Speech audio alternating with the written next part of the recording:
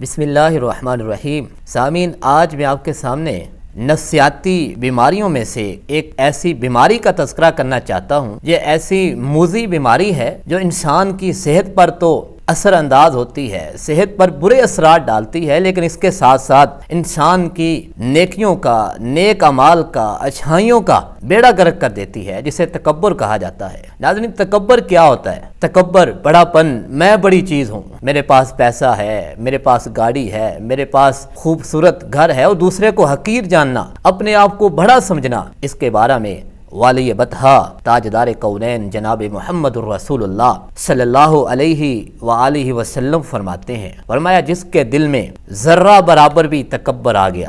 سامعین، ذرہ کس کو کہا جاتا ہے؟ بہت سارے محدثین نے، مفسرین نے اور بہت سارے اہل علم نے اس چیز کی وضاحت کی ہے کہ ذرہ اس کو کہتے ہیں جب روشن دان سے سورج کی کرنیں پڑتی ہیں تو چھوٹے چھوٹے ذرات جو ہیں نظر آتے ہیں۔ اس ذرے کے برابر اگر کسی کے دل میں تکبر پایا گیا تو نبی رحمت فرماتے ہیں اس شخص کو جنت کی خوشبو تک نہیں ملے گی، وہ جنت کی خوشبو تک نہیں پا سکتا۔ سامعین، ہمیں اپنے دل کی خبر لیتے رہنا چاہیے، خبر گیری کرتے رہنا چاہیے۔ ایسا نہ ہو کہ صحت پر بھی اثر انداز ہو ایسی بیماریاں، اور نیکیوں کا بھی، اچھائیوں کا بھی بیڑا گرک ہو جائے۔ ہم اللہ تعالیٰ سے دعا کرتے ہیں اللہ تعالیٰ ہمیں اس جیسی تمام بیماریوں سے محفوظ فرمائے۔ اللہ تعالیٰ میرا اور آپ کا حامی و ناصر ہو۔